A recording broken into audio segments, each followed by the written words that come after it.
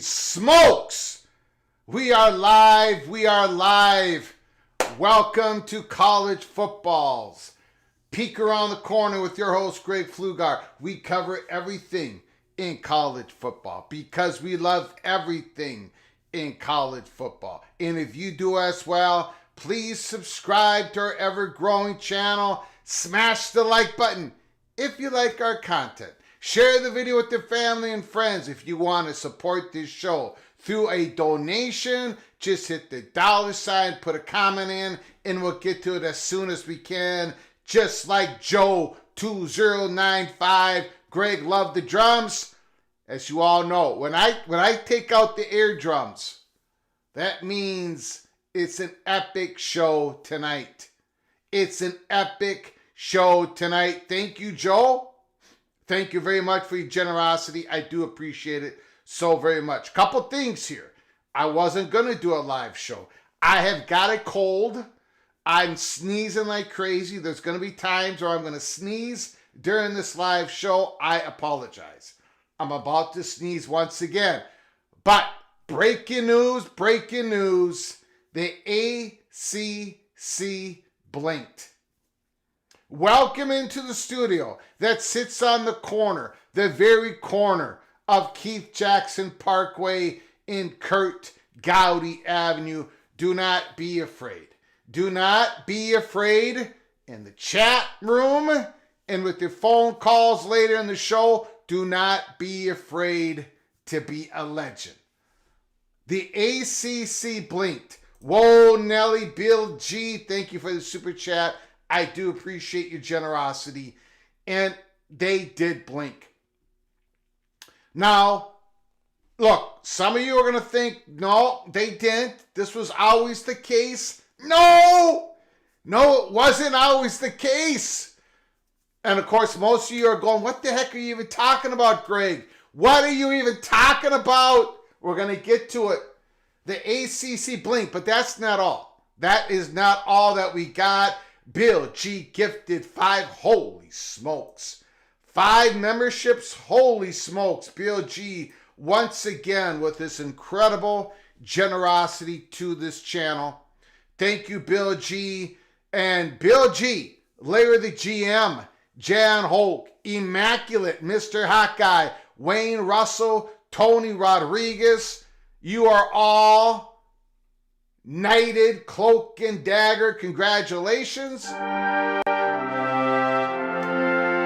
means when you are a Cloak and Dagger member, that means you can go to the YouTube channel and watch the early peak Cloak and Dagger episodes for members only. We drop episodes for everybody, membership episodes that are Cloak and Dagger, and of course we do live shows, but Cloak and Dagger, early peak, members only. Congratulations. Now, Doug Rohan is twisting as he's talking. He's tweeting.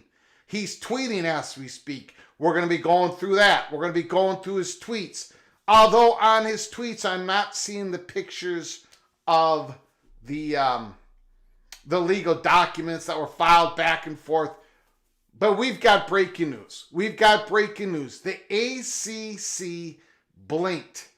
They most definitely blinked. And that's not all.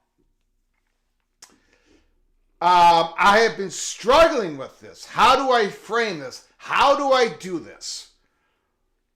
I got a question to ask. I have got a question to ask. It is about the Florida State versus ACC. And I'm about to kick the hornet's nest on this question. It's just a simple question. The last time I did this, the best example of this is when I asked a question months ago. I said, and some of you, hopefully you remember this. Put a Y in the chat if you remember when I did this. I asked a question to all the Pacific Coast beat writers. I said, ask the question to George Kliakoff. Is it just $50 million that you owe to Comcast, or is it a bit more? Because remember when it was first reported, it was $50 million. And I had a certain question to ask a couple days after that. And I said, is it more? Is because we were hearing that it was more, but people couldn't quite report on it. So they passed it to me to put it out there. And of course it ended up being more. Matt Neeson remembers that. Matt Neeson remembers that. Okay, good. I'm glad people remember that. Ryan C. is asking, did the stream die? Are we still live? Are we good? Are we good? Hopefully we're okay. It looks like on my end it's good. But let me know. Okay.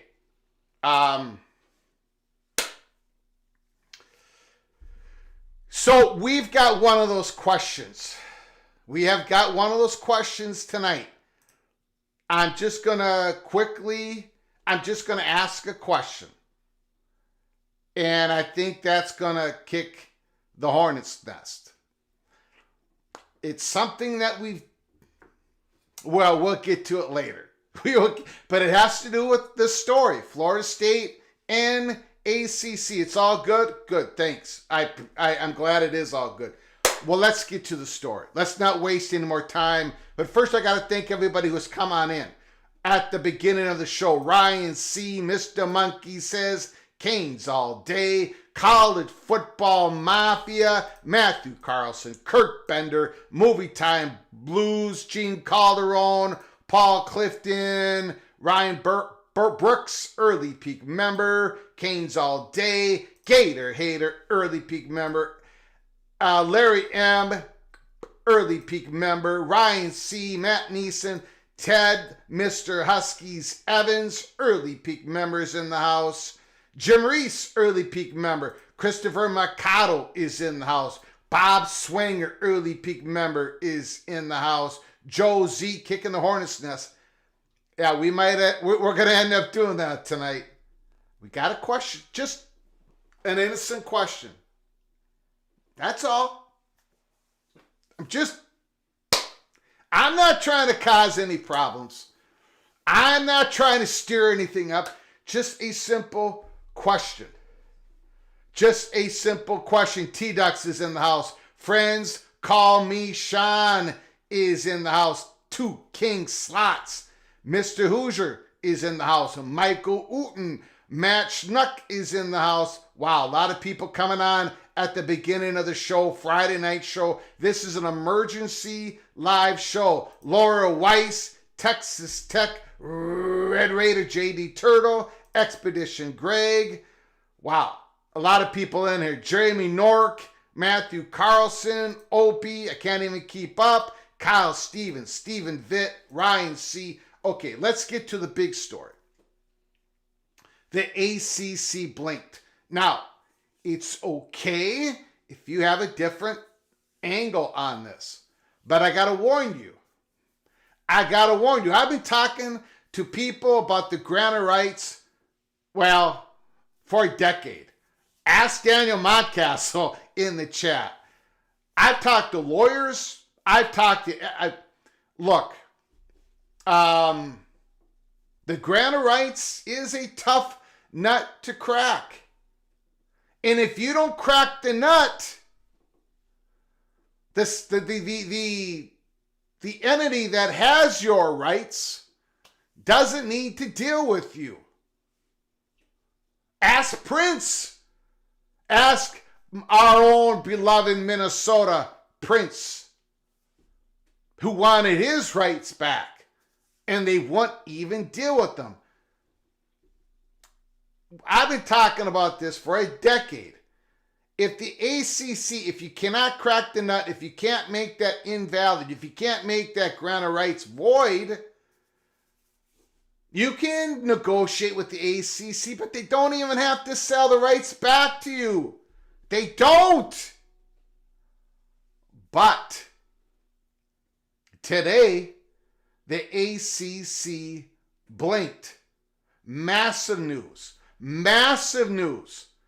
And once we go through this, is somebody out there, did somebody cause the ACC to blink today? Is there other schools in the ACC?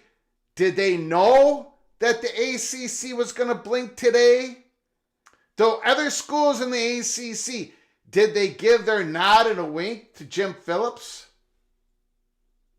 So he could give the nod and a wink to the lawyers that the ACC would blink today?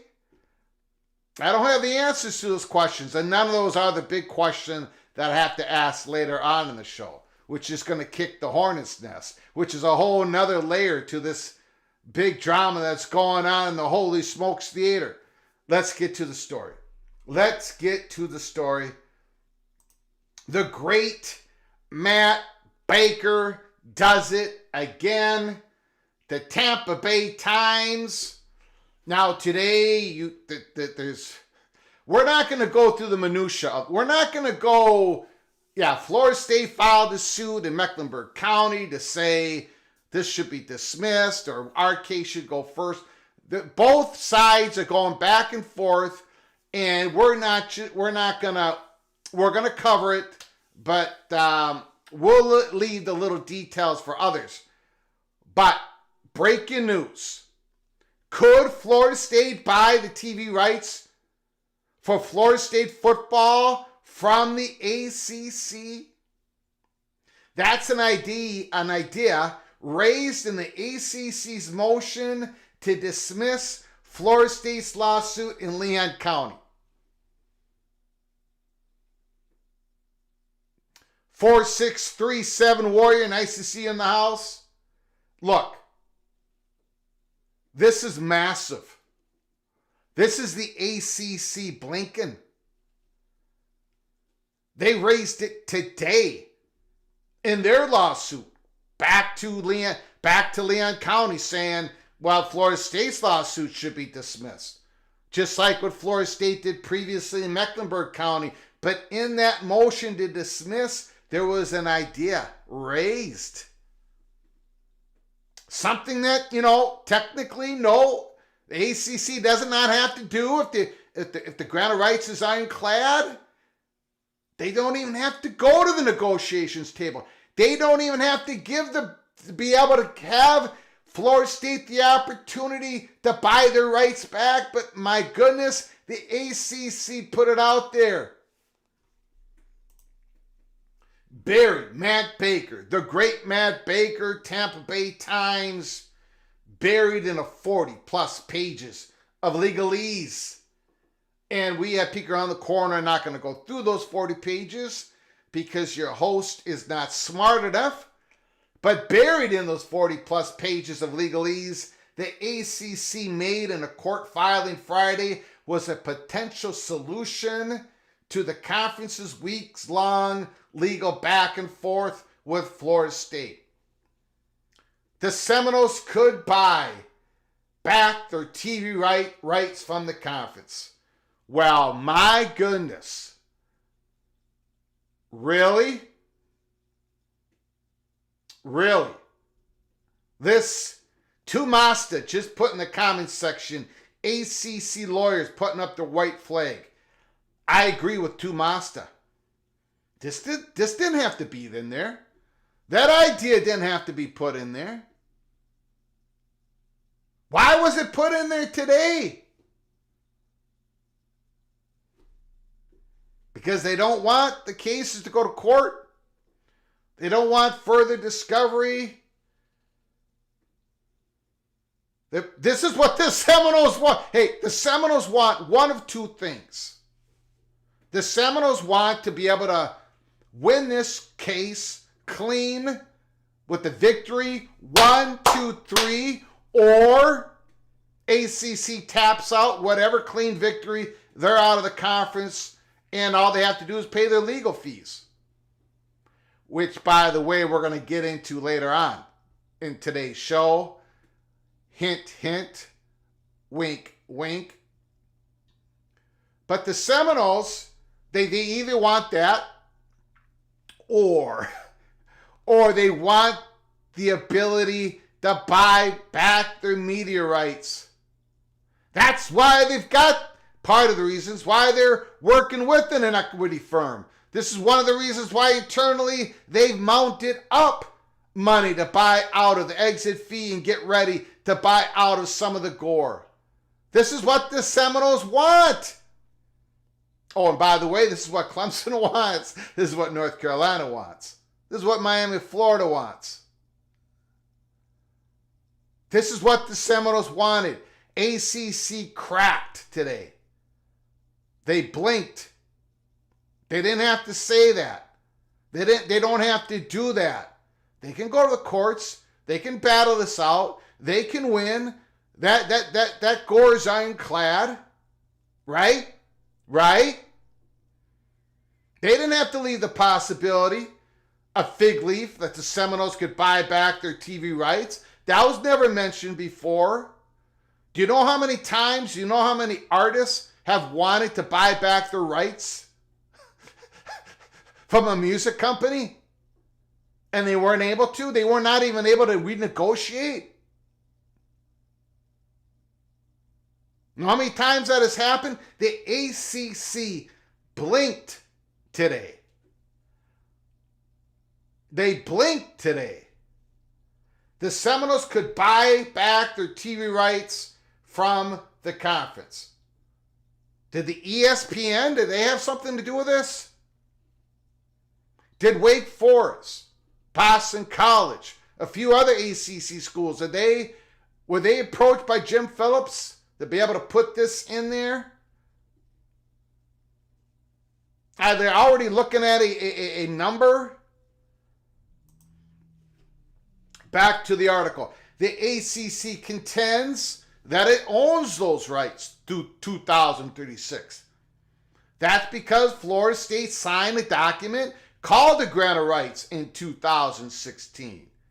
Florida State granted the rights to broadcast its home games to the ACC through 2036. The ACC sold them to ESPN and distributes the money back to Florida State and its peers. The ACC gets the money. Now, the ACC did not sell the rights, the grant of rights. They sold the distribution rights. ESPN pays ACC, and then ACC distributes the money back to its peers. We've been talking about that, well, for 17 months since we've come on live here at Peek Around the Corner. Whether that deal is enforceable could ultimately be decided by a judge in Leon County or Mecklenburg County. If it's ironclad, if it is ironclad, as the ACC argues, Florida State estimates that it risks losing up to $429 million in TV revenue. If Florida State is correct, then the Seminoles could exit for free. Okay, so if the ACC is correct, they can keep Florida State to 2036, keep their rights. Whenever Florida State home games are played, if they stay in the ACC or go elsewhere without their media rights, the ACC is going to collect that money from ESPN. So why is ACC today open to the repurchase of the grant of rights that they have, the Florida State's rights? Why? They don't have to. If it's ironclad, if there is no weakness in their argument, the ACC's argument, here it is. Here is the PATC money shot of the article. The ACC's latest motion presents a third option. This was today, ladies and gentlemen. This is why we're doing the emergency live show. The ACC's latest motion presents a third option. If Florida State wishes to regain control of the rights before the end of the term, it could attempt to repurchase them, the filing said. But having to buy back a right which was assigned is not a penalty. It is simply a commercial possibility. Well, actually, it wasn't even really a commercial possibility. It doesn't need to be.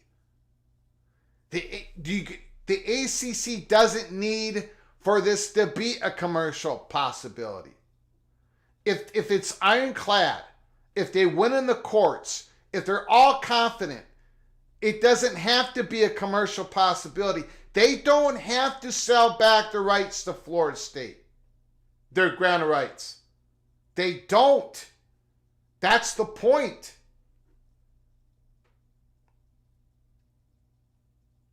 This was buried in a 40-page motion, but you can't bury this type of information. This is a statement. This is a statement to say we are willing to settle. Now it's going to be at a high price. It's going to be at a very high price.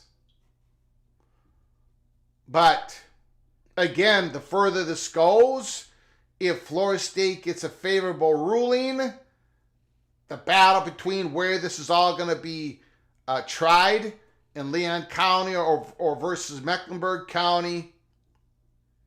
Again, I'm going to read you the PATC money shot of tonight. If Florida State wishes to regain control of the rights before the end of the term, it could attempt to repurchase them. That's a fig leaf. That is a blink. The ACC blinked today.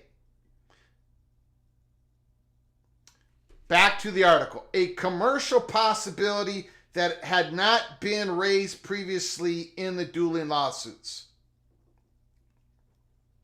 Nope, it wasn't. And it didn't need to be in there today. It did not need to be in there today. Why was it put in there today? That's another question. A price was not specified, but like everything in this legal fight, it is subject to negotiation. ACC is open to negotiation. They're open to negotiation. Now, I don't know the reason why. I don't know the reason why this was put in today. I can only speculate for now. Was it put in there today because of ESPN? Was it put in there today because other schools, they know that they have a consensus among them? They believe what's going to happen and it's best to settle now? Or could this be in there because we might be at the beginning of the negotiation table? That the ACC is basically saying, yeah, we could be open to this, and now this sort of gives them a good faith. Now they're going to start at least talking about a possible settlement. Was not expecting this today, ladies and gentlemen. This is new. The ACC blinked. This did not have to be part of the motion today. The rest of the filing was a series of technical arguments. Many focused on where this dispute should be heard. In Florida State's home venue, Leon County Circuit Court, or the ACC's home venue, Mecklenburg County Superior Court. The ACC filed its suit in North Carolina December 21st, the day before Florida State sued the conference in Leon County. Friday's filing said North Carolina remains the proper venue because it's where the conference is based and home of the first suit. This is the ACC now, right? They're saying that North Carolina is the proper venue, and we filed the day before Florida State did. The league, the ACC, said that Florida State was fumbling the jurisdictional ball. Florida State alleges no facts in support of its bare bones venue allegations for Tallahassee. The motion said, this was today, ACC reiterated how FSU has received millions of TV dollars without complaint. That fact cuts against the school's argument that those deals were rotten or broken, according to the filing. Means Florida State can't challenge their validity. It also means North Carolina's 3-year statute of limitations is up. And then there's back and forth, back and forth, back and forth. We're not going to go through all that. But before I get to your comments, I just want to read this again because I see we got new people flooded in here. This is the PATC money shot of tonight. This is the breaking news. The ACC blinked. If Florida State, this was buried in their 40-page motion today, if Florida State wishes to regain control of the rights before the end of the term, it could attempt to repurchase them, the filing said. But having to buy back a right which was assigned is not a penalty. It's simply a commercial possibility. So for the very first time, the commercial possibility of Florida State buying back those rights, the ACC has now opened the door. In our opinion here at Peek Around the Corner and those who we talked to before we came on live, the ACC blinked. I got a feeling that the ACC, the longer this goes, maybe they lose more and more leverage. Did the ESPN push the ACC to go to the negotiation table? Did some of the ACC schools give a wink and a nod to Jim Phillips and the ACC to go ahead and start negotiations with Florida State? Hero 75 Super Chat. Maybe I misunderstood, but I read it as Florida State could buy back the rights from ESPN, not the ACC. That would be a way for ESPN to pick who leaves, who stays in the ACC without breaking the gore. No, it's buying back from the ACC. This is an ACC motion. The ACC owns the grant of rights. No, this is not. ACC would pocket the money and then distribute among its members. Pocket the money. No, this is definitely FSU having to deal with the ACC. However, did ESPN push for it? I don't know. I do not know.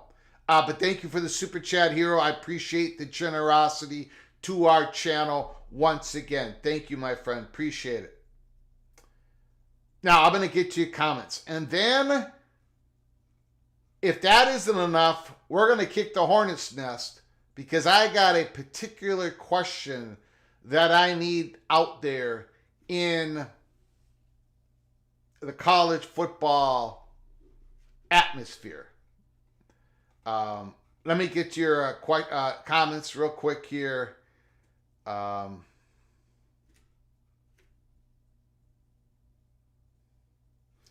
Marquis Crenshaw, Florida State's not paying $500. If Florida State's going to have to pay $500 at the negotiation table, they might as well just keep going to the court. They might as well just keep battling it, right? Jamie, I am going to kick it. Yes, hit that like button. Commercial possibility. For the first time, the ACC has opened the door to negotiations.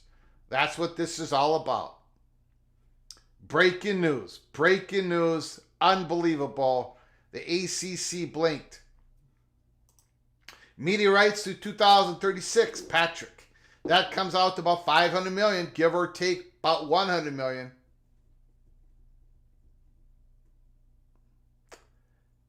Yeah, it would be a lot of money. But then again, what's the incentive if it's going to be that high, what's the incentive for Florida State to really make a deal with ACC? That number is going to have to come down. That number is going to have to come down. Laura Weiss, Red Raider, the ACC knows Discovery would be hell for them. And is that why they're opening up the door today for negotiations?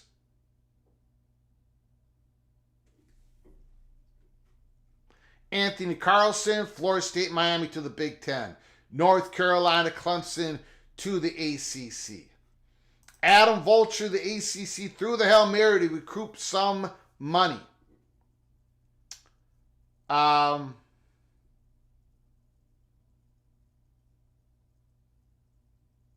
Sure sounds like they want negotiations to begin. And maybe it's all set up. Maybe it's all set up to begin.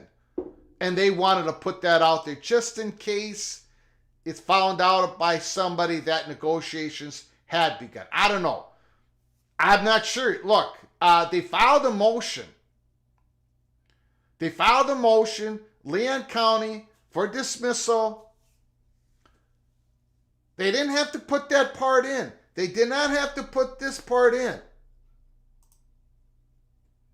If Florida State wishes to regain control of the rights before the end of the term, it could attempt to repurchase them. But having to buy back a right which was assigned is not a penalty, it's simply a commercial possibility. A commercial possibility that had not been raised previously in the dueling lawsuits. But today it was. Today it was. The ACC blinked. I've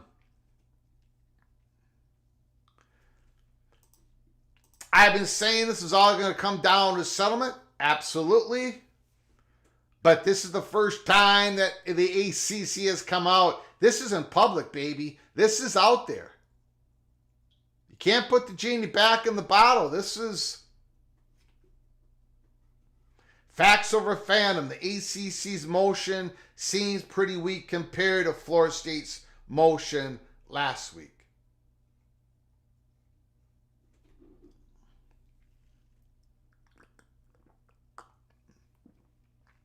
Okay. Now, I'm about to kick the hornet's nest on something. I'm just going to put that out there. We cannot. Okay. I am not reporting anything that is confirmed. This is not a report. This is not. We are not confirming this. We have a source who has provided us some information, but we are not able to confirm it with anybody else. And so we cannot possibly report this. I have tried to confirm it. Now, why am I bringing it up in tonight's show?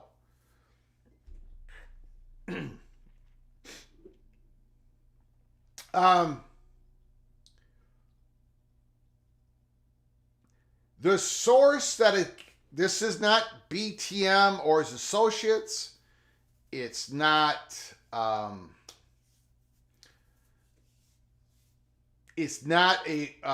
one of my particular sources of information.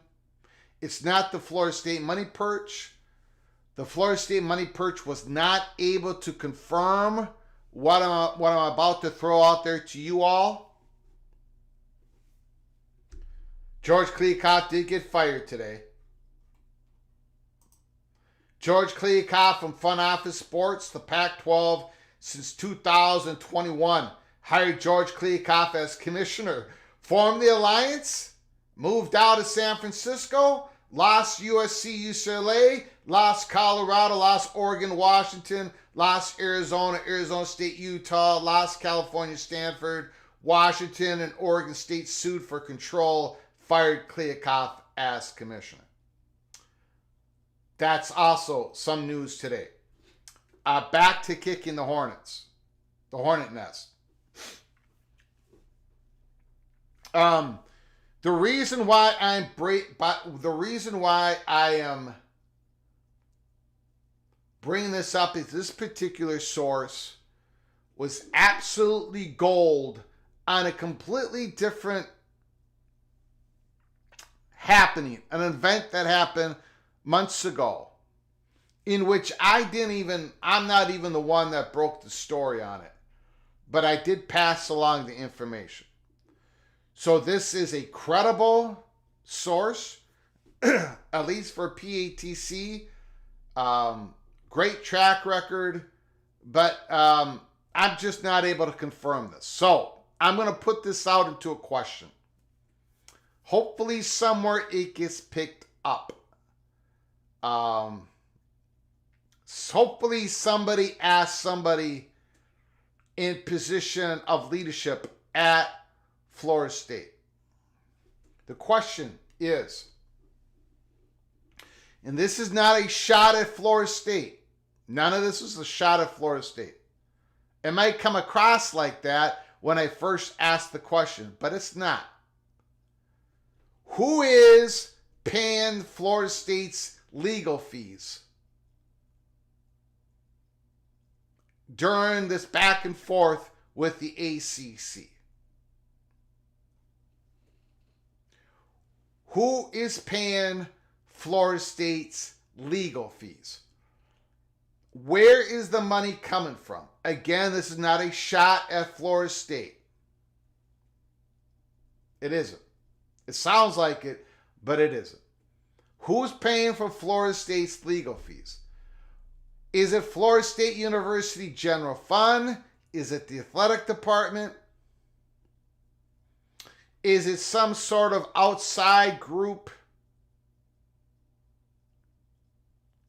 Is it like a booster club? Is it who's paying for Florida State's legal fees? Is are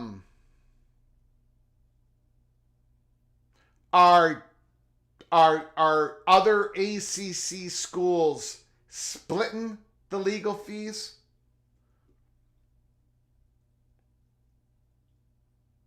That's the question that I have for other people to pick up and run with it. How is Florida State paying for these legal costs? They have the money. Don't get me wrong. They have the money, Florida State, whatever. But where is it coming from? How is the money getting paid to the lawyers? Again, this is not about Florida State doing something wrong. That's not what this is. We just want to figure out how is the legal fees being paid. That's the hornet's nest we just kicked. And hopefully we can get an answer, some confirmation. But now it's out there.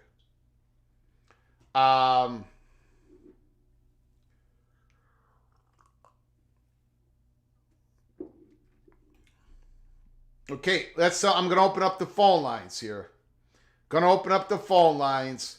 Let's get them open. Hold on.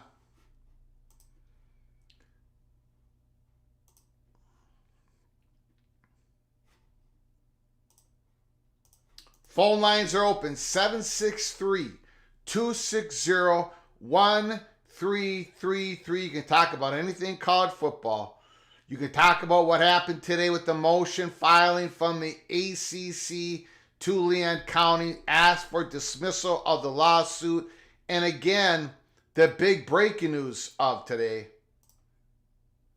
ACC is open for negotiations. Facts or Phantom, State of Florida, JP Morgan, taxpayers, George Soros. Interesting question. A magnificent source.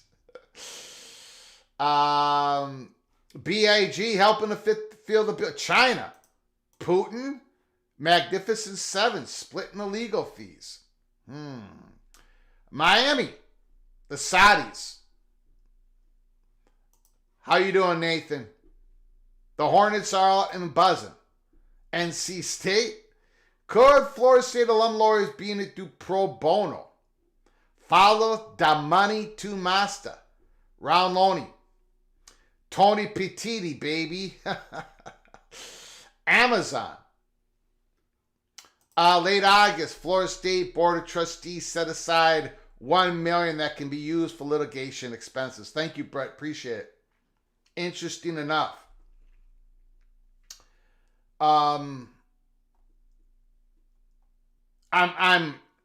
just assuming that $1 million is they've blown by that $1 million by now. But interesting enough. And the source, I gave that person a heads up. I was given the go ahead to do this. I was given the go ahead to put out this question. And I also said, look, I'm gonna tell the PATC community where this information, what the answer to this question is. Somebody, and we're going to go there, somebody in the Board of Trustees themselves we supposedly put out information to my source of how Florida State is paying for this. And it's an important story if the information I have received is true. But I cannot confirm it. And I'm not going there until I get it confirmed. But I'm going to put, I can put the question out. So it's out there. How's Florida State paying for the legal fees? Where is it coming from, the university? Is it coming from outside the university? Are other people sharing, splitting the legal fees? What is happening? How are they paying for it? Again, we're not saying anything nefarious is happening at Florida State. That's not what this is about.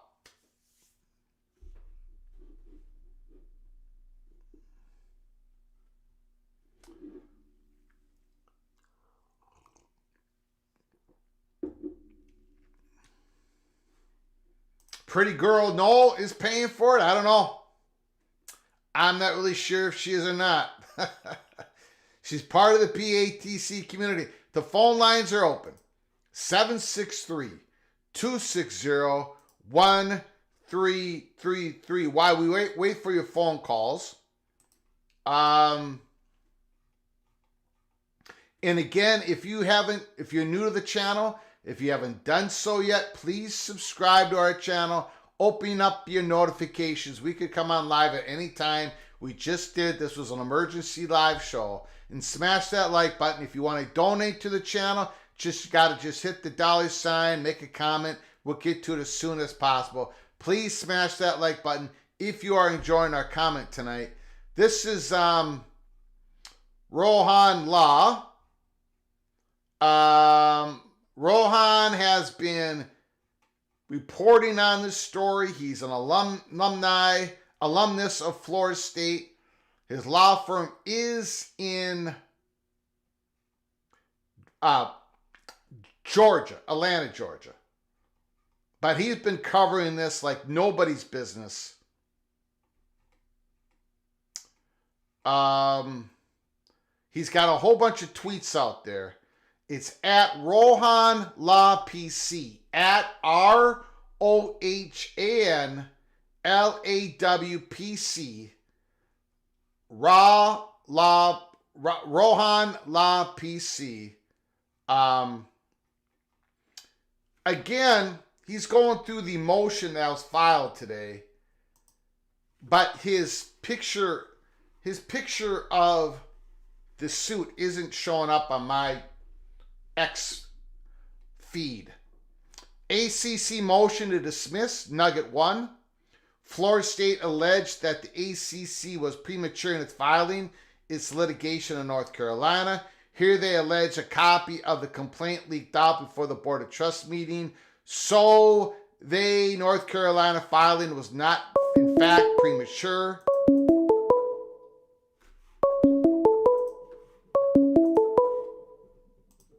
Call from BJ. BJ, thanks for calling. The floor is yours. What do you think, sir? What's up, Greg? Thanks for having me on. The motion to dismiss, I think, from the ACC standpoint, came across a little weak to me. And just some of the verbiage was a little off, right? And like I read one of the subsections, and it was basically read, "That's the deal you signed, so that's it." And to me, if I'm a team in the ACC that's not Florida State, that would make me feel confident in their leadership. Like, not once have the ACC leadership came out and said, "Hey, we need a better deal," right? You would think that Jim Phillips would be going to bat for the league in terms of getting a better deal, but he's putting energy into getting SMU an extra $5 million. It makes no sense to me. I don't understand the logic when you're fighting for this, an SMU team that's not in the league yet, but you have several teams within the league that, and that the contract is outdated. And it just doesn't make any sense to me. Yeah, no, that's a great point. That's a great point. What do you think about the ACC in their motion, which I consider the big story of today? In their motion, and I quote, "This is the ACC. If Florida State wishes to regain control of the rights before the end of the term, it could attempt to repurchase them," the filing said. This is what I think about the motion. I think that when I hear something that comes from ESPN or major media, it's for the most part it's always planted and it's told. For like the previous 10 years, we were told it's ironclad. It's ironclad. Every talking head on ESPN, ironclad, ironclad, ironclad. Yeah.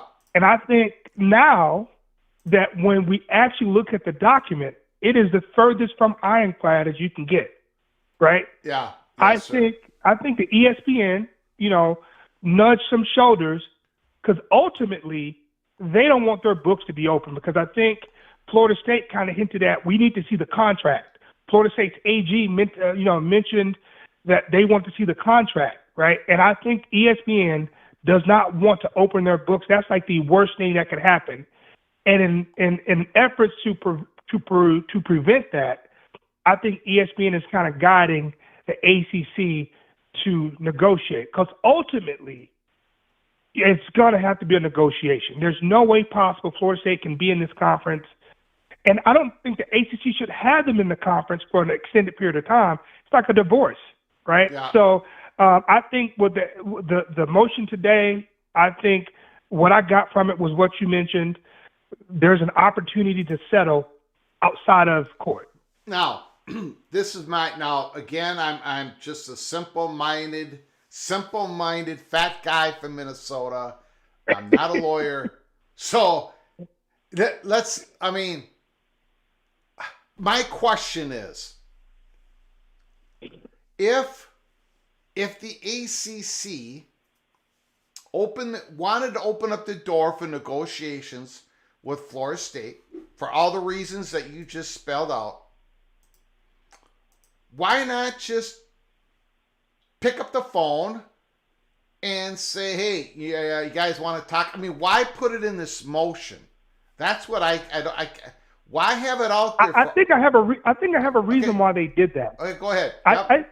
I think the reason they did that, because even though Florida State fans are looking at it in a very tunnel vision manner, I think the ACC, they're communicating kind of covertly, with the other teams in the league. Yeah. But I think that portion in that motion is not for Florida State. Florida State knows that. I think Oh. for Clemson, North Carolina, Miami, right? There's a cost to pay, and if you're willing to pay that cost, we're not open for business. That's how I took it. So in other words, you're thinking that this could have been a message sent to everybody at once, right? ESPN, the Boston College, the Wake Forest, to North Carolina, Clemson, and Florida State. Everyone's getting the same message. We're open for repurchasing. That is partially correct. I think there's only about 5 or 6 teams that have the ability to pay to buy their commercial property back. Sure. Miami, Yep. So the Wake Forests, the Boston colleges, no. No, I didn't mean it from the same angle as North Carolina, Clemson. I'm saying they're also being told that the ACC is willing to sell the rights back to Florida State, whoever believes is a good, in other words, they're getting the heads up too, because they're part Correct. of this. Yeah.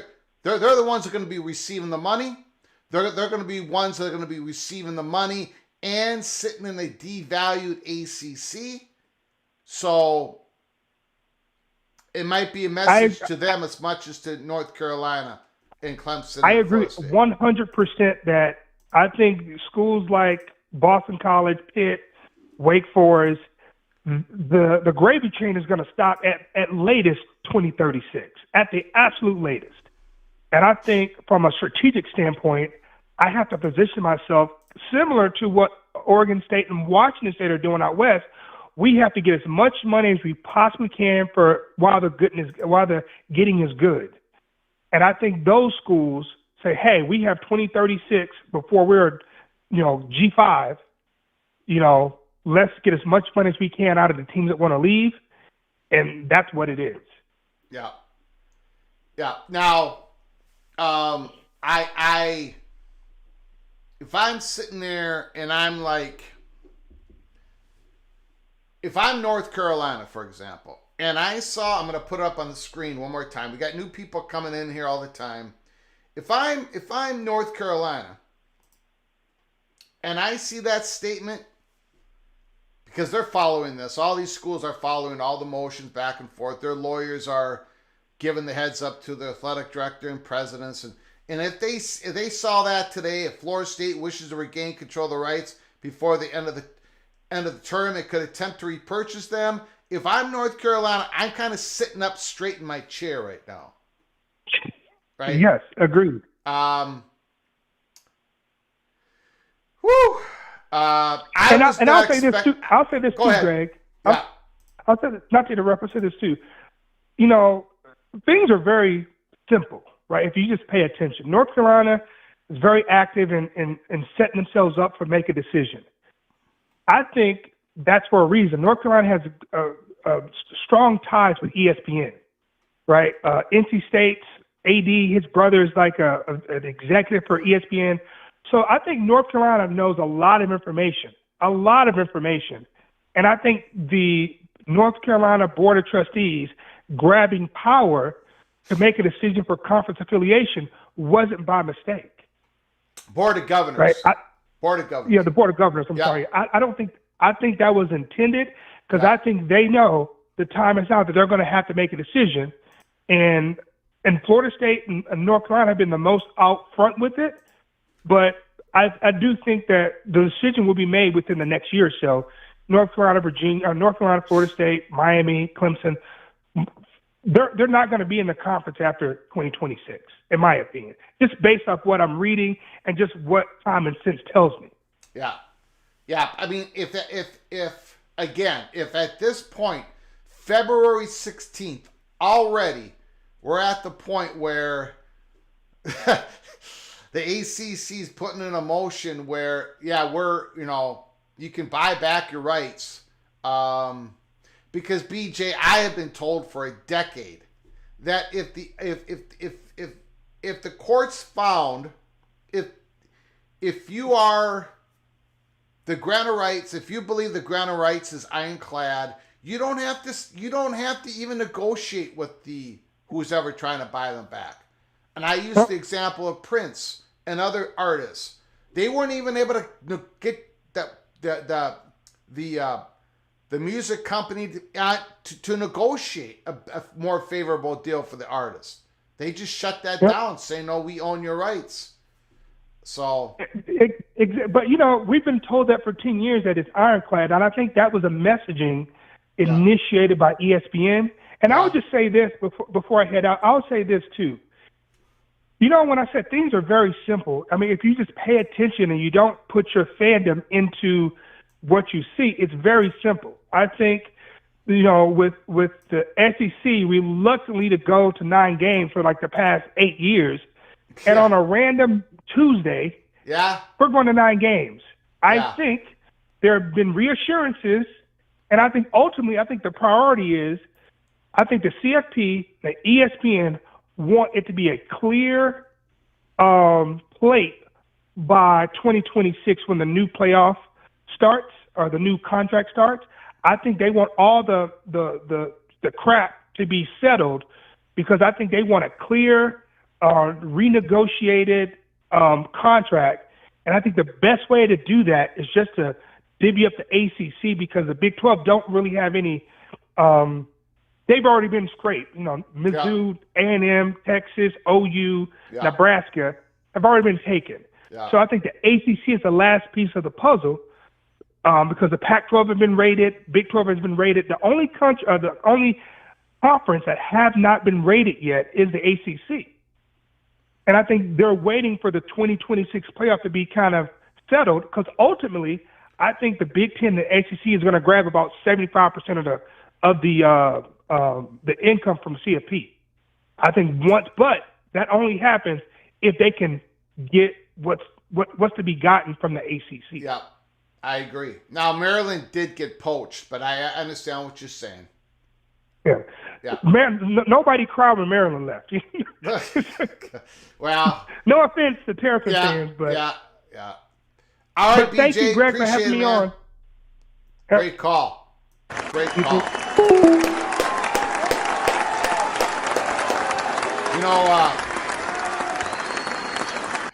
BJ made a whole bunch of great points in that phone call.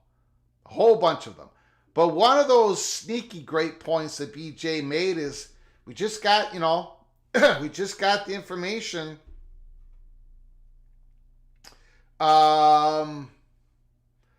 from Chris Delicante that they're looking to go to 9 conference games in the SEC in 2026.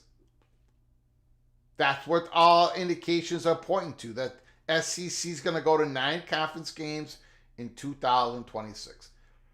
Not 24, not 25, but they're looking at 2026. Now, that just was put out there this week, Tuesday. So, interesting. Very, very, very interesting. Caller was spot on. Very interesting. Movie Time Blues. Louisville should be calling the Big 12. So there was a report this week, and I think we all knew it, but there's a report this week from FOIA that Oregon State and Washington State, that they were calling all these conferences just like Washington, just like Oregon. We all knew that. But there was the evidence this week presented. I did not cover the story. That is, everybody, all these schools were calling all the conferences. Remember, realignment, one of the rules is the school calls the conference first, not the other way around.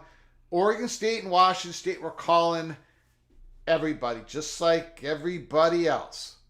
So Louisville, have they called the Big 12? Of course they have. Of course they have. Preliminary discussions, possibly using third-party people, definitely. There's no question about it. There's absolutely no question about it.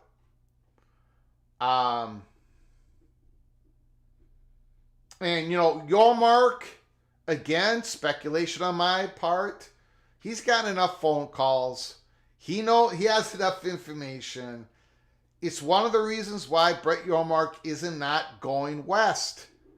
He's not going west. He's going east.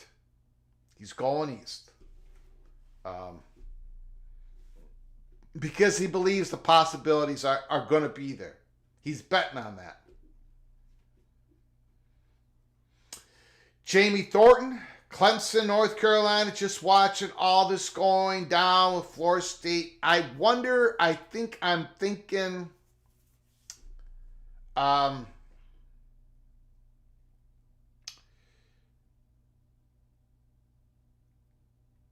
think there's a very good chance when all is written on this that we're going to find out that Clemson and North Carolina were a little bit more active than we all thought they were.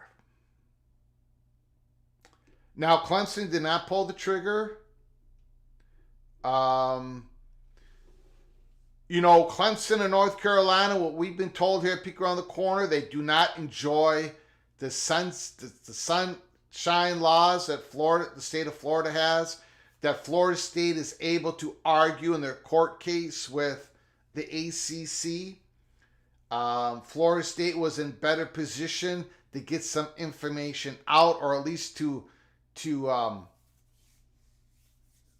get rid of the cloaking that ACC was doing with ESPN Communications, that Florida State was better to argue this case in many different ways, and that North Carolina and Clemson do not enjoy the same state laws, so they couldn't put that in an argument within their state courts, especially Clemson. That's another nugget to chew on. So, and I'll go back to the legal fees. Who's paying for them? Are they being split up between the universities and the ACC? 3 of them in particular.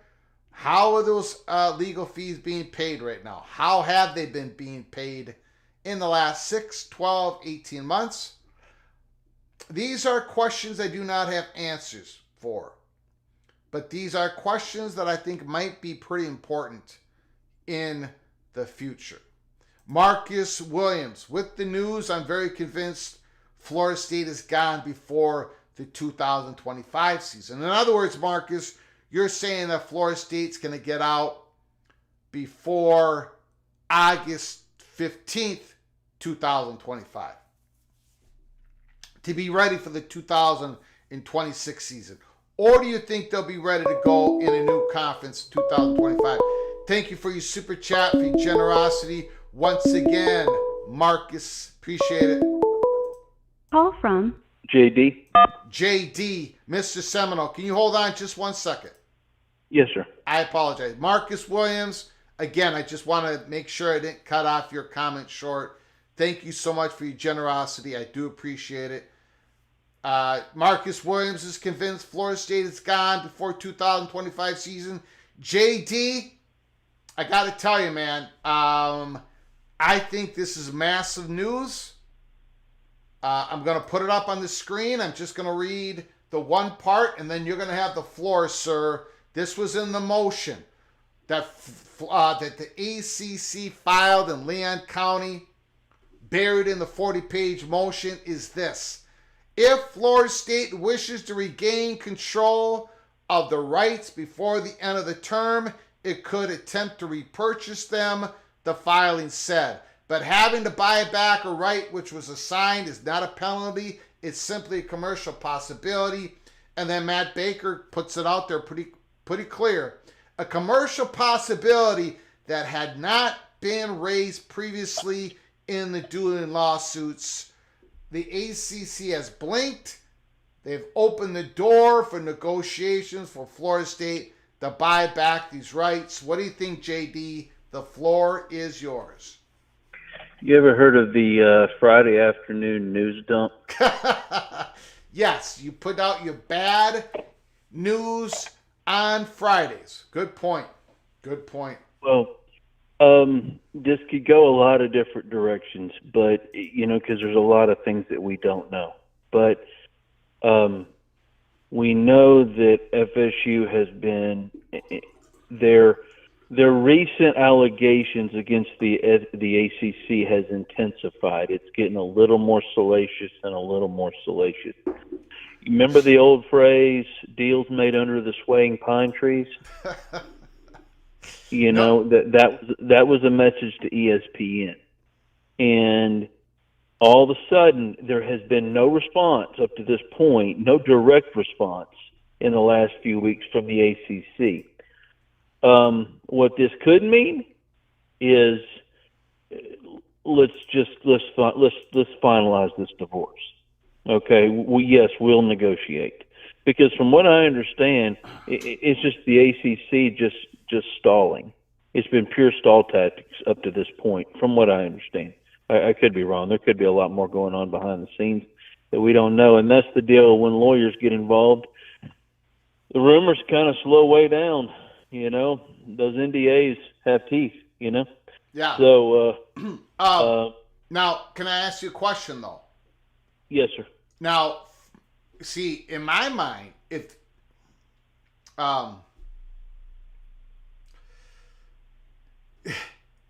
this indicates that there are schools in the ACC acquiesced to this, that they gave Jim Phillips the ability to share with the lawyers that maybe now is the time to put this in motion, to open the doors to negotiations. To me, this sounds like I don't believe the ACC would have done this if they did not get the okay from a Wake Forest, from a Boston College, even possibly from a Stanford, a California. This had to be buy-in for the ACC to put this in motion. Or am I being mistaken here? No, I mean, I don't think you're mistaken. I think there's several angles from this. One is the ACC couldn't just rush out and negotiate with FSU in the beginning, because the other schools are going to be like, what are you doing? Are you not trying to fight to keep the conference together? So there's some plausible deniability there. There has to be a point where the other schools are like, all right, just get what you can get and let's get this over with, because ESPN's going to cancel the deal on us. Well, ESPN's probably going to cancel the deal anyway. But the other aspect to consider, I understand the ACC owns the grant of rights, but they sold those broadcast rights to ESPN. So the ACC can't negotiate any rights buyback without ESPN's approval, because they bought them. Well, that's the part where you and I disagree with. Well, no, I mean that's the no, but you don't seem to understand what I'm saying. ESPN agreed to a contract. Yeah. But when the ACC product is significantly depreciated, yeah, then ESPN has to be okay with that. But see, at that point, if it happens, that means the ACC and ESPN would have to renegotiate. But yes, but what I'm saying is for FSU, we can talk about the legalities of it. Yeah. But for the ACC to allow FSU to buy back their rights, ESPN has to tell them it's okay. Okay, whether it's okay. And that's basically a phone call. Okay, they're being told. I know we can go legally. Well, the ACC can do it without ESPN. Yeah, I understand. They still got to get permission. They still do. Okay, this is where okay, we're going to pretend here. Okay, we're going to pretend. We're going to say ACC Jim Phillips and ESPN are in discussion, right? Sure. And yeah, they're definitely talking. No question about it. I agree with you. How much would Florida State have to get out of the grant of rights is a discussion that discussion is going to flow back and forth between the ACC and the ESPN. Sure. I agree with you on that. But my point is, for the decision to accept the deal is in the ACC's hands because they're the ones that own Florida State's rights. In other words, let's say the ACC, let's just say the ACC says, no, we're not going to the table. We're not giving you a dime. No, you're just going to have to be with us. If Florida State then decides and say, screw this, we're out of here anyways. Here's the $120 million exit fee. We're gone. Florida State goes to the Big Ten. We're just pretending here, okay? Sure. At that point, ESPN is still going to be broadcasting Florida State's home games. Yes. And that money is still going to go to the ACC. No. Yes. Well, the Yes. money that the ACC would normally pay, or ESPN would normally pay the ACC, Yeah. would continue to go to the ACC. Yes. Yeah. The money would still go to the ACC. Any money the Big Ten pays FSU does not go to the ACC. It goes to But that's my point. My point is, yes, sir. the ACC owns Florida State's media rights, which means when Florida State gets broadcasted, ESPN's still going to deliver that money to the ACC, and then the ACC is going to distribute that money per their bylaws. And because Florida State's withdraw a member, that money's going to go to other ACC schools. You think that I don't mean to interrupt you, but I'm saying I think you think we disagree, and I don't think we do.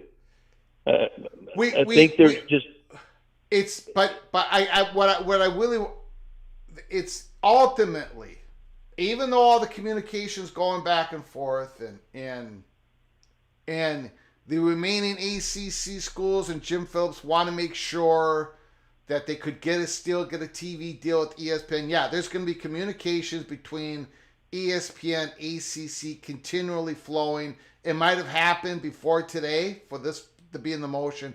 Ultimately, though, the final decision to make that deal with Florida State and buying back their rights is an ACC decision.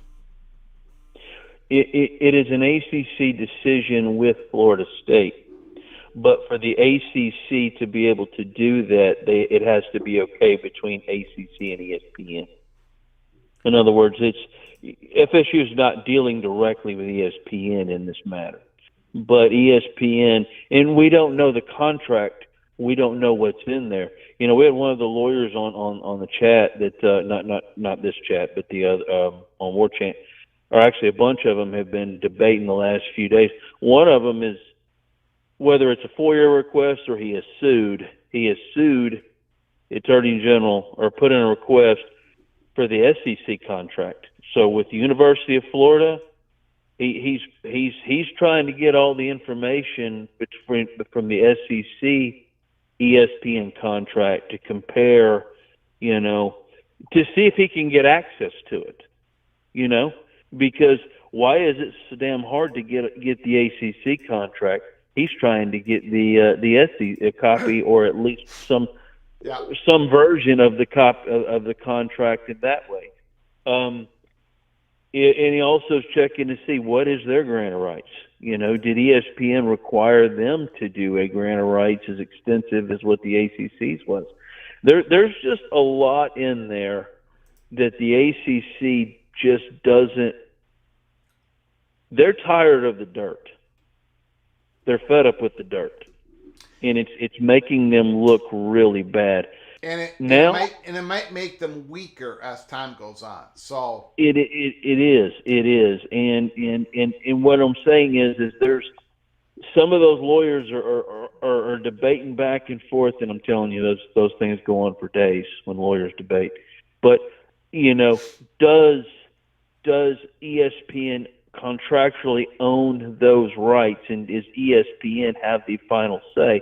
They're not even debating, who the grant of rights is. Yes, the ACC owns the grant of rights with all of their teams, but once they've sold their rights, they're debating it, back and forth, and then obviously I don't even get involved with those because I'm not a lawyer, but I'm definitely fascinated and I read them.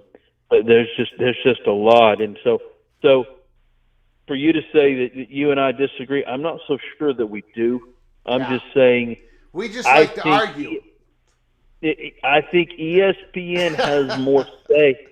I think ESPN has more say in what the ACC is going to do, and that might be that ESPN now is telling the ACC, all right, it's time to wrap this up. Maybe. Maybe. Maybe. Yep. The other thing. Go ahead. I put it up on the screen again because we got new people coming in here, but Matt Baker, Tampa Bay Times. This was buried in the motion of the ACC motioning to Leon County, to try to get the dismissed. Or if Florida State wishes to regain control of the rights before the end of the term, it could attempt to repurchase them, the filing said.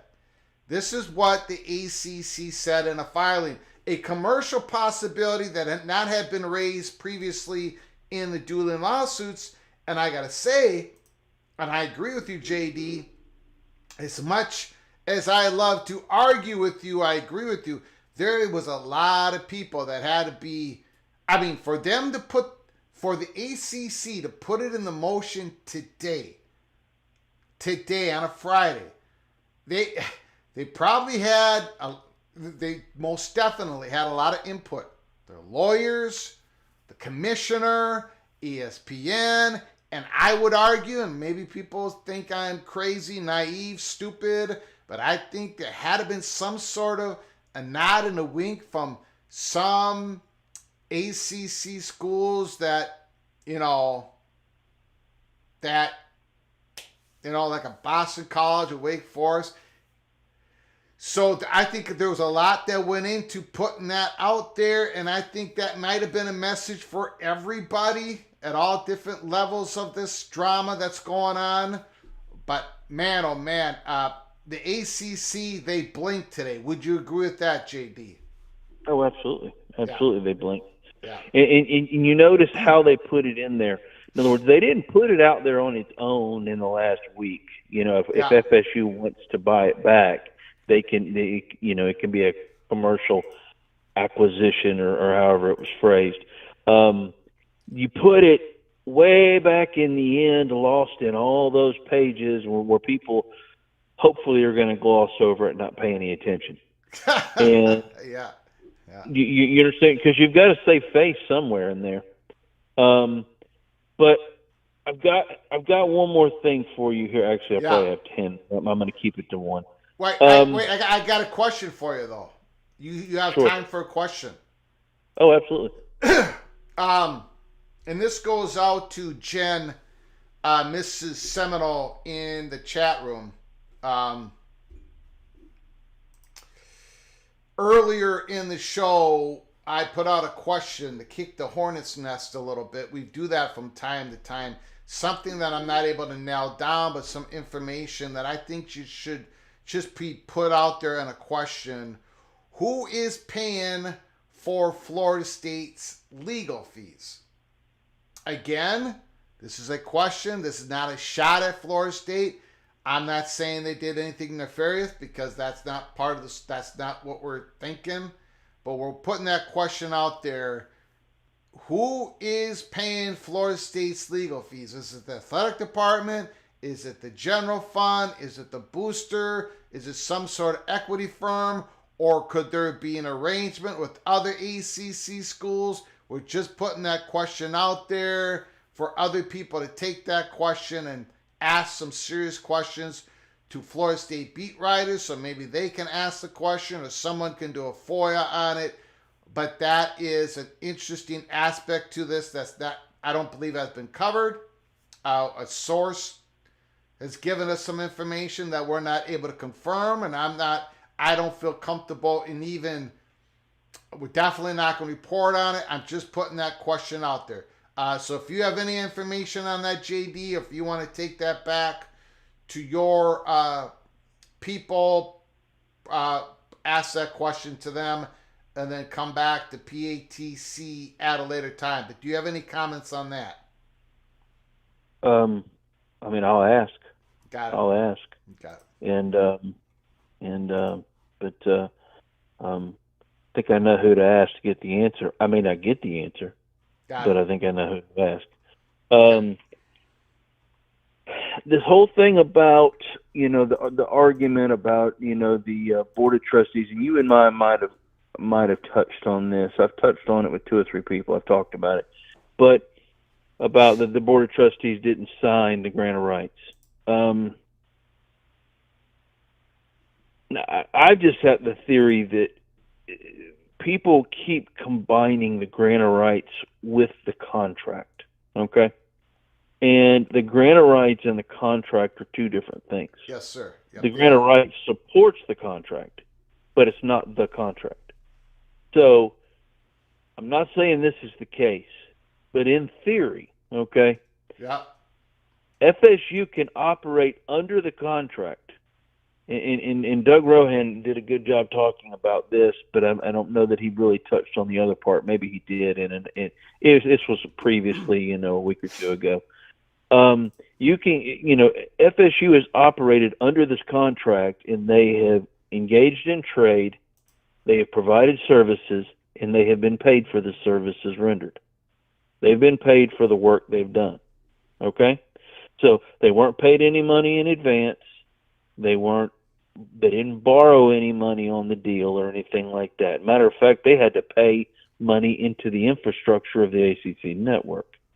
So, in other words, people will say, well, if the board of trustees didn't sign the grant of rights and FSU's claiming it's invalid, then FSU's got to pay all this money back. No, they've been paid for what they've done. The ACC has made money off of FSU.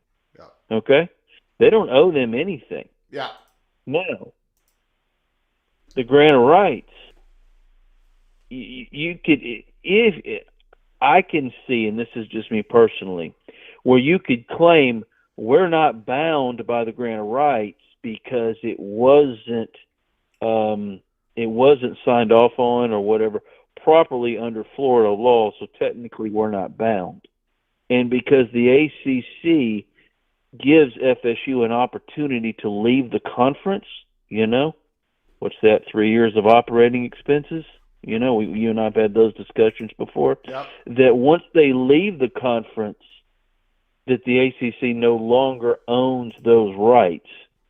And people could say, oh, well, you've seen the arguments back and forth. You operated under this for all those years and you never complained because we were operating under the contract.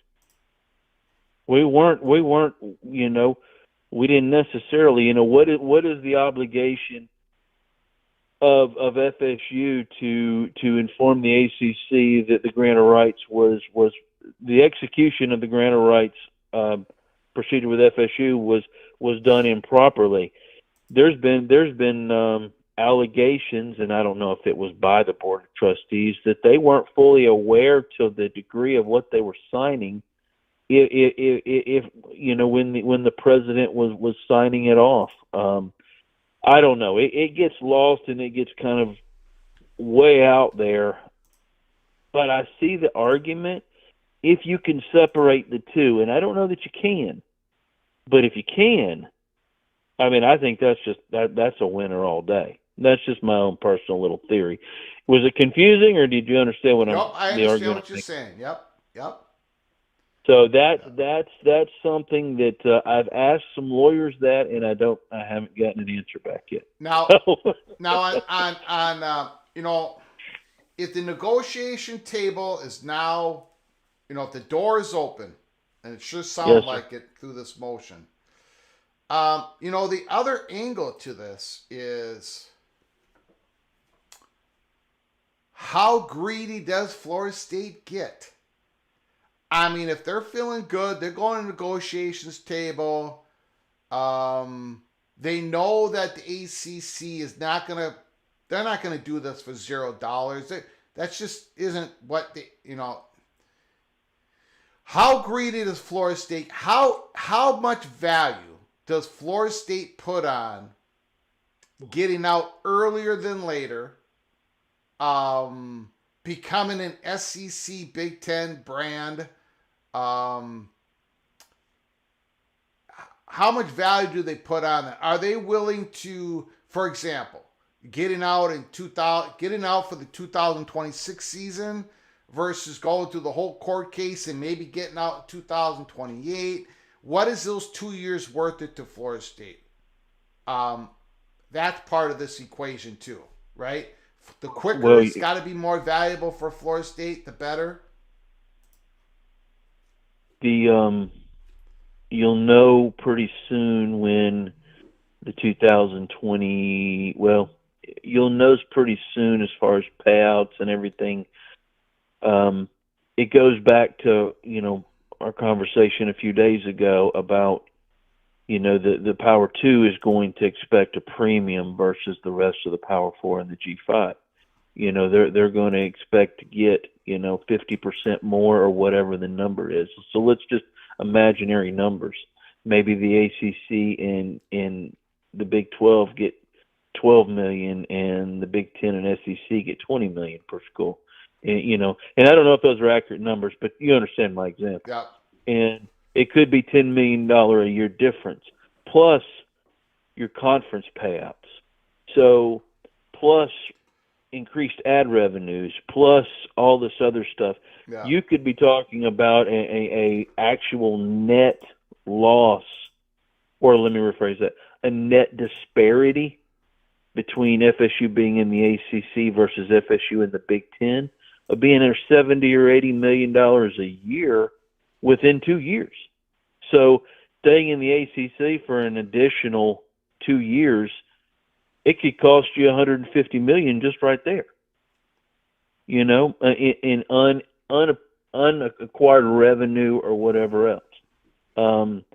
So no, you want to get out. I don't know if that you ever heard this, and maybe it had been reported somewhere, but it was said that the SEC and the Big Ten had contingency schedules in place in case FSU or other ACC teams were able to get out for the 2024 season. And apparently those exist. But do I think FSU is going to be able to get out for 2024? No, I think that's probably come and gone. If they could have got out months ago, possibly, yeah. But from what I understand, those exist for both conferences, and not just for one team, for the desired teams. And so I don't know. But what was your other question? No, that was my question. I mean, there's just, you and I have both heard some of the allegations of some of the Swafford and Chad Swafford and ACC malfeasance from years past. Yep. I think I shared with you one of those rumors offline, and I can't verify it. Yep. But there's more, and if any of that is true, and if FSU has any proof of it, they'll swing for the fences. I mean, they'll try to get out. I was listening to an episode, and I think Jen was on there that night with Chris and Sporadics, or they do a lot of their shows together. Well, sometimes they do their shows together. He was talking pretty boldly that FSU might be paid to leave, and I don't know.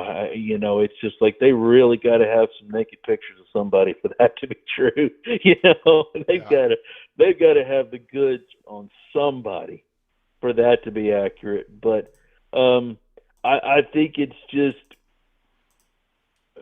I think FSU wants to get out, and I think they want to get out now. I think that's why in the last few weeks their allegations have intensified, and they might even have more salacious allegations than that. So, anyway, I've been on here a long time. But I appreciate the time, sir. Appreciate it, JD. Mr. Seminole, PATC Seminole. Thank you, sir. Appreciate the call. Thank you, sir. Have a good night.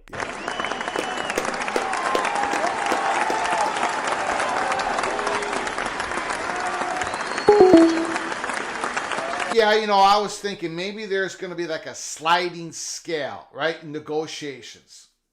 The sooner you get out, the sooner you're going to get out, the more money you're going to have to pay the ACC, because the sooner you get out, the more years you're leaving on the gore. So that's obvious. So how important is it for Florida State to get out earlier rather than later? Are they willing to pay the premium to get out? Because obviously the ACC is now up for negotiations.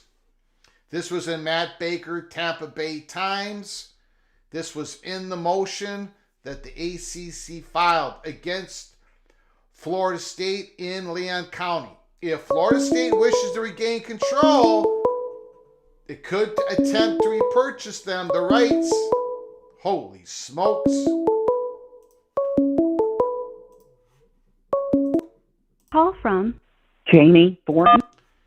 Mrs. Arkansas Razorback is on the line. The floor is yours, Jamie. How you doing?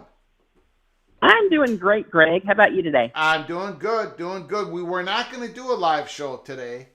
I know. I was so excited when you answered me. But then we had to do an emergency live show. This is big, massive news. The ACC blinked today. They blinked. Yeah, that's it. Really, I wanted to get your take on this too, because it all, it's a bunch of dots, right? It's kind of like playing connect the dots and trying to figure out what goes on here. We know the ACC, right? I mean, we know how much stuff has been exposed by FSU, and I've heard JD and others talk about that they have a few other bombs they haven't dropped yet on the ACC. What all is it that they don't want out? And on top of that, with everything that's been known, and I don't think it's talked about enough, is the 2027 option for ESPN, the out. Yeah. I mean, they have to, somebody there has to be talking in these other schools. And by other schools, I'm talking about the Boston College, the Wake Forest, right? The ones that are coming in. A lot of these schools that know they don't have a home anywhere else. Yeah. They have to be wondering, like, what is our plan on this? Because this isn't getting talked about enough. I mean, is ESPN and ACC already in talks, or is that something that they have no clue about? In other words, do you see what I'm saying, Greg? Does the ACC and Phillips know? I agree. That's got to be, and again, that's why I think there was a lot of input. I believe there was a lot of input into that statement in the motion about the ACC telling Florida State you can repurchase your rights, because, if the Florida State, North Carolina, Clemson, possibly a couple other schools leave, ACC gets devalued. They're going to get a much smaller media rights package with ESPN or somebody else. But, if every one of these schools is pocketing a cool 100 million, 150, 200 million, depending on how many schools leave, then, then they can survive for another 10 years. It's all part of the mathematics on all this. I agree. I think there was a lot of input when ACC put that out there. They blinked. Most definitely they blinked. And I think this was a sort of a communication for everybody. Everybody that the negotiation table is now, we're ready to sit down and negotiate. I believe that's what happened today. Even these schools like Virginia that have been very quiet, right? Like they've been talked about for the SEC, but they haven't. I mean, even when I talk to Chris and other people inside the SEC, they say the same thing as you. Like, we haven't heard a peep out of Virginia. In fact, we've heard more out of Virginia Tech than Virginia. So the question I guess I have with all of this is, if they don't know, if ESPN does it, right, they pull the trigger, they pull the plug, what do they do? What does the ACC do? Do they try to renegotiate with ESPN? Do you think they will? I mean, what do they keep from this? You know what I'm saying? Like mass exodus. And this is kind of it's a smaller thing, but what about like Notre Dame? When does Notre Dame say if they see FSU, they see UNC, they see Clemson, they see Miami, all the schools that they kind of really are attached to leave? I mean, what does that force with other sports with Notre Dame? So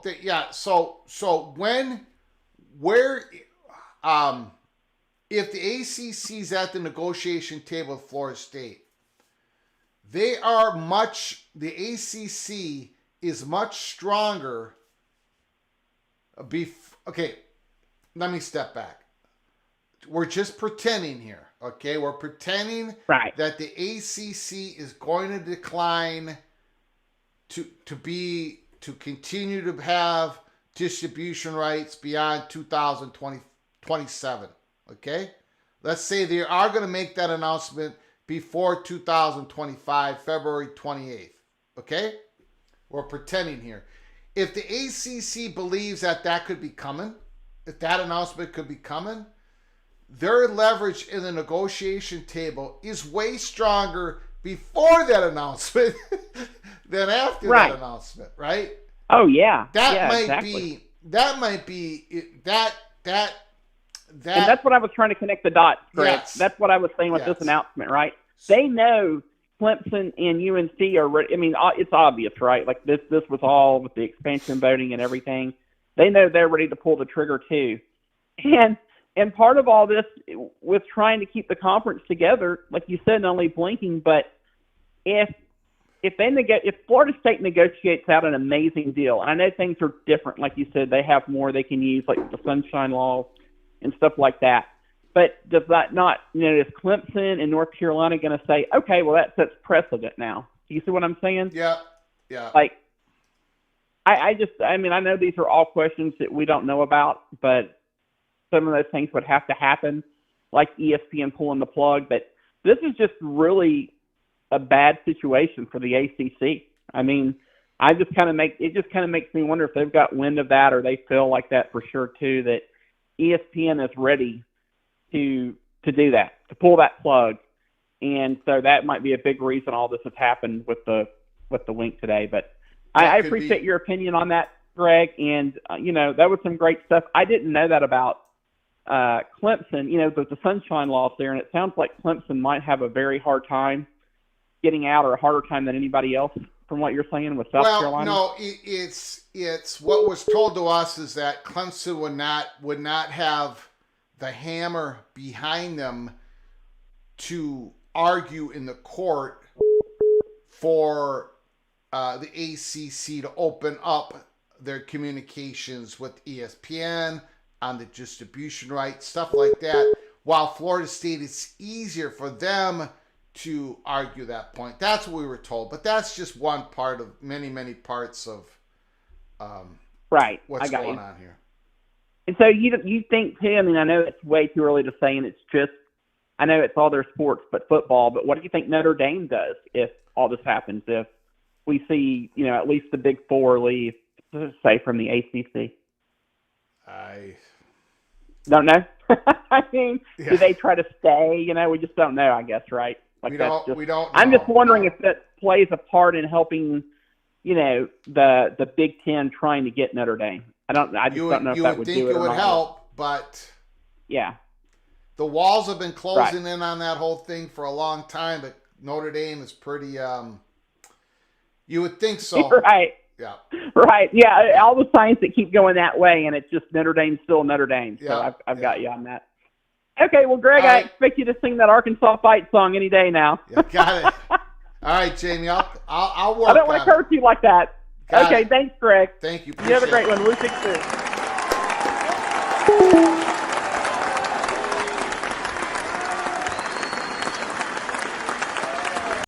Great call. Yeah, and Notre Dame is another.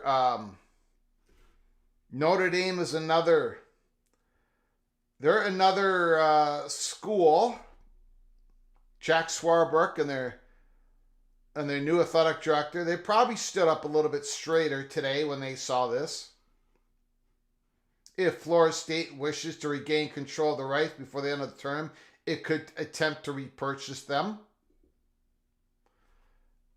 Notre Dame, I'm sure, is very aware. Probably have had a few meetings on it already. That came out today. Call from ATP. Yes, the floor is yours. Who's calling? This is ATP in DC. How are you, sir? ATTDC, thanks for calling. I appreciate it. The floor is yours. Cool. This is all an inevitable conclusion. I mean, this is going to happen. The bigger ACC schools are going to the SEC, Big Ten. Yeah. So that's not a bad thing though, because I'm a West Virginia fan personally, and I do believe that the best of the rest, will have possibly better lives than some of the mid to lower level SEC Big Ten schools. So I'm happy about it. I fully embrace the best of the rest moniker, and I'm looking forward to what those schools can do to sort of dig into the SEC Big Ten, make names for themselves, and play that underdog. So I'm looking forward to that. What as a Mountaineer fan, what schools would you like for Brett Yormark to be able to pick up if the ACC implosion happens? I'm sure I would Pittsburgh's love one of them, I would love to see. It's not necessary, but I'd love to see a marquee like a Clemson or one of those schools come in just to give the illusion of a heavyweight in there. But like honestly, we don't need that. We could use an NC State, we could use a Virginia Tech, we could be the best of the rest, and we could still make noise. Yeah. Have fun within our conference, have our own little battles. Yeah. Our own little vying for playoffs and upsets. So I have no problem with the way things are going, essentially. Beautiful. And I would agree with you. I mean, it would just cement even more that Big 12 is in the room, right? They're in the room. Exactly. It's I would rather be. Yeah. Greg, I would rather be Virginia Tech in the Big 12, frankly, than half the teams in the SEC or half the teams in the Big 10. Because every year you're vying for playoff spots. Yeah. Every year you're having conference squabbles that mean something, and you're relevant. Are you going to win the national championship every year? No, but there will be years that you are relevant and you can create get the imagination of the country, because you could eventually maybe win the national championship. Yeah. So that's my take on the matter. You got it. Beautiful, sir. Appreciate it. All right. Well, thank you. All righty. Thank you, sir. I appreciate it. Beautiful call. All right. Bye. Bye. Thank you. You got it.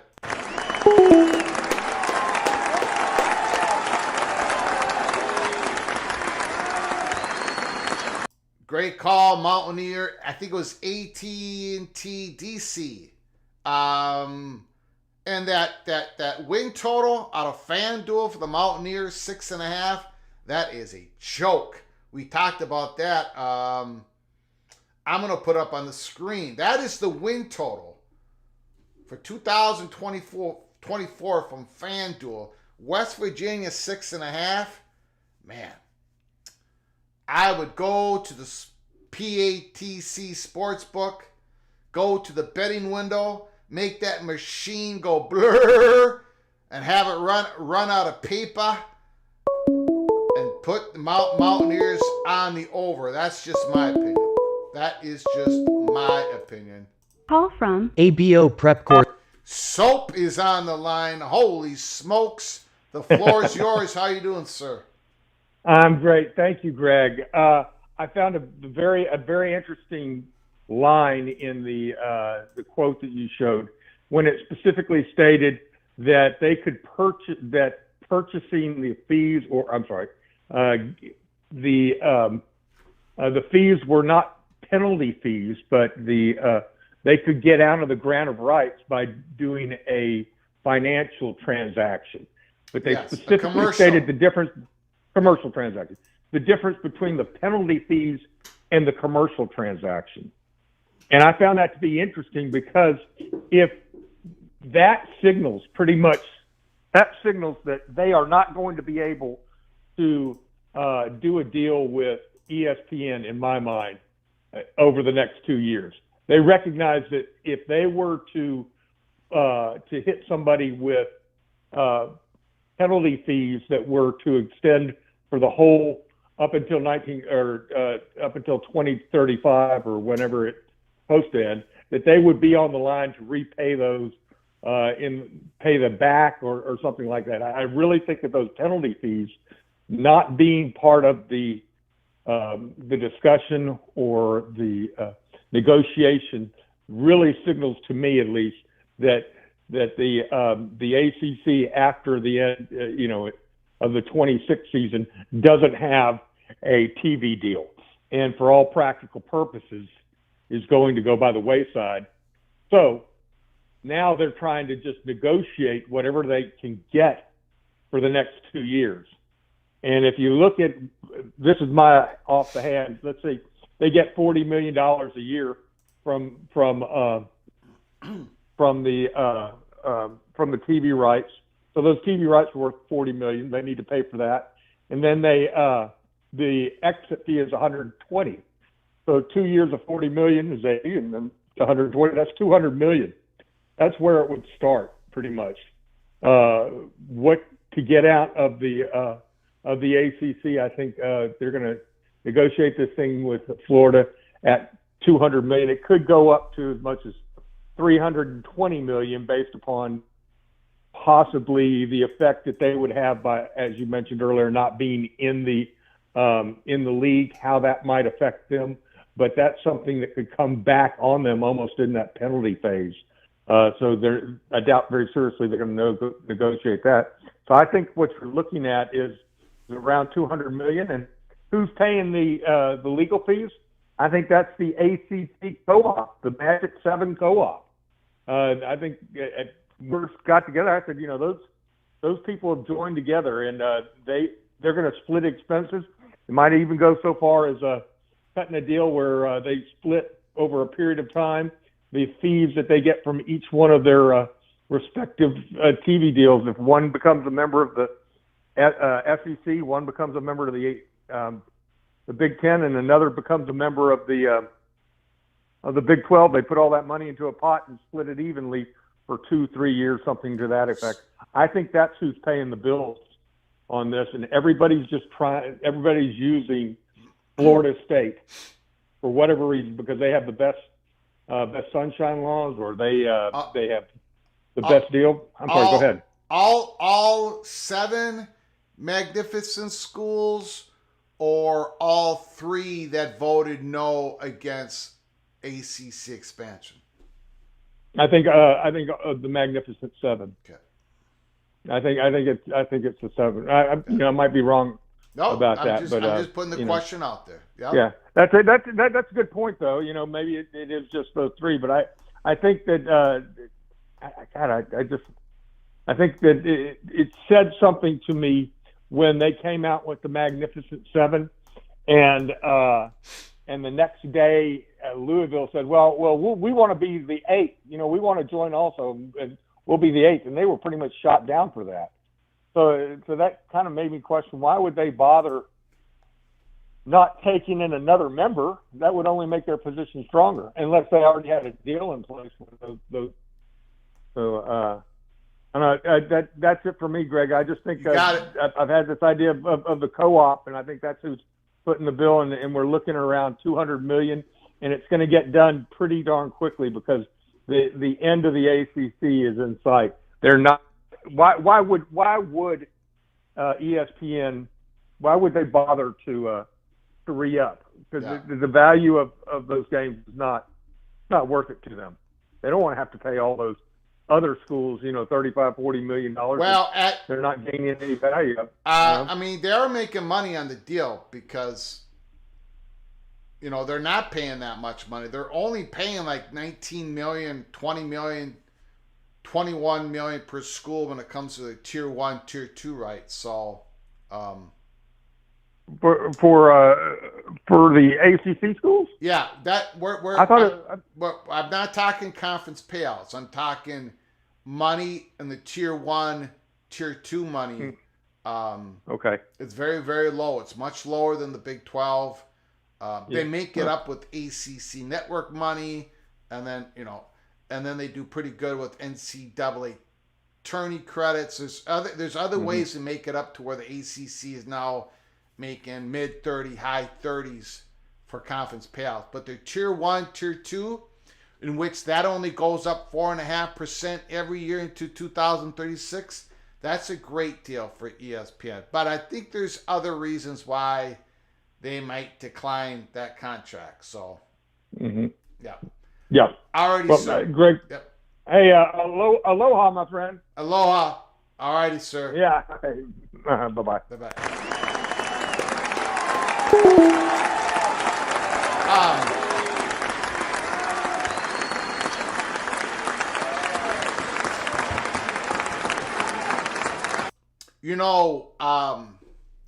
Sometimes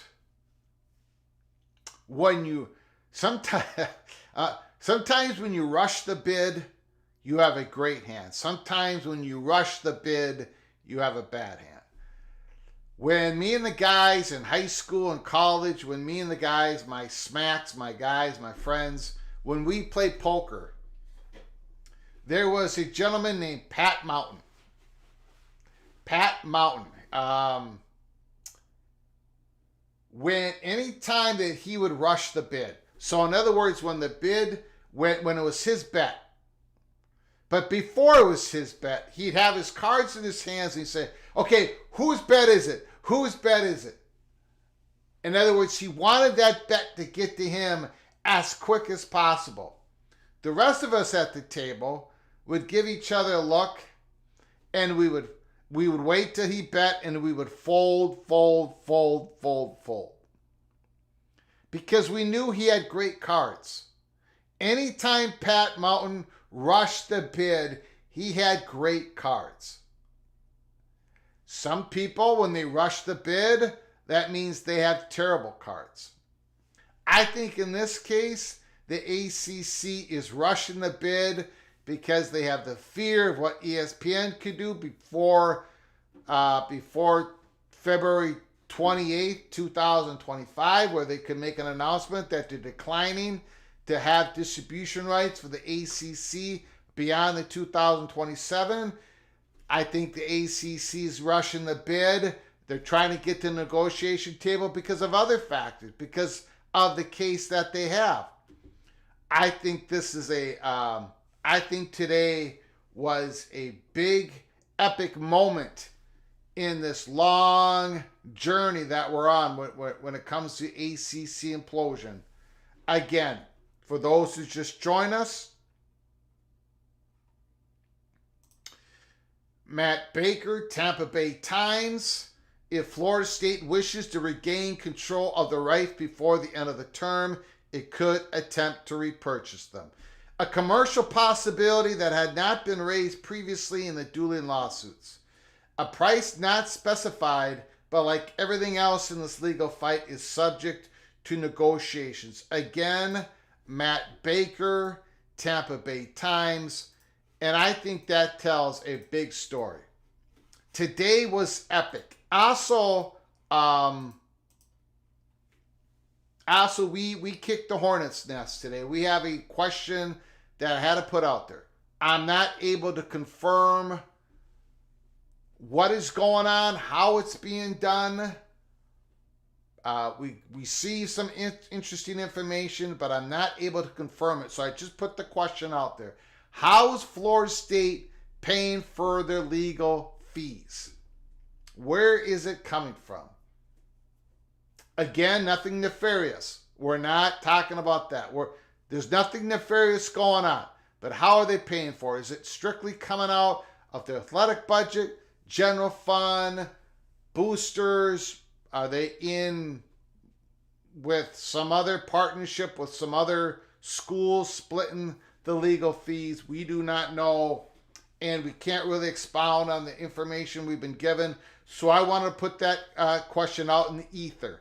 Let it marinate. Let it go out there, and let's see what answer we get back. I want to thank you all for joining us in this epic emergency live show. Please, if you're new to the channel, hit the subscribe button. Subscribe to the channel. Make sure you get your notifications on.